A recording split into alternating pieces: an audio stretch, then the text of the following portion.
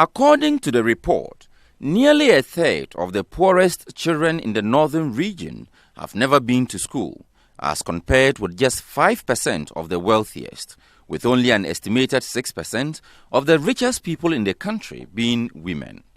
Oxfam, in a recent trend analysis, also estimated that one rich man in Ghana earns from his wealth more in a month than a poor woman would earn in 1,000 years.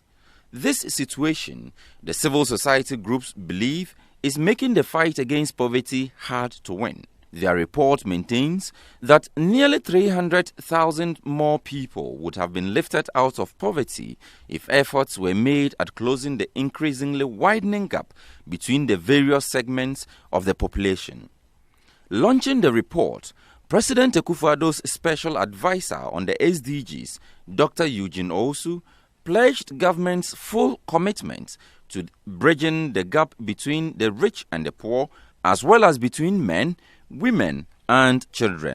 Together towards changing any such perverse arrangements so necessary to address inequalities, and which in turn is so fundamental to bringing enhanced livelihood and dignity to millions of people in our beloved. Inequality is not a law of nature. It is not even a law of economics. Inequality is a consequence of political and economic arrangements, and those arrangements can be changed. But the Dean of Students and Graduate Studies at the Institute of Local Government Studies, Dr. Eric Odro-Osai, believes the situation can only be reversed with the active participation of the citizenry.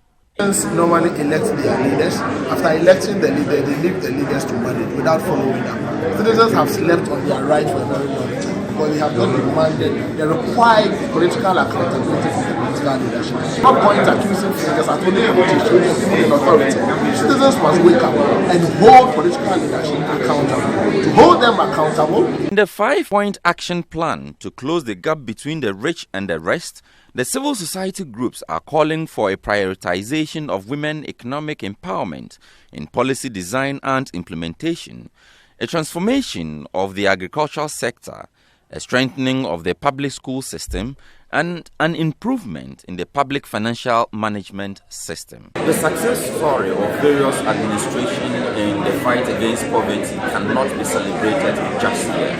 We need to do a lot more to ensure that the widening gap between the poor and the rich is also closed up, so that a lot more people can get to enjoy the benefits of our national resources.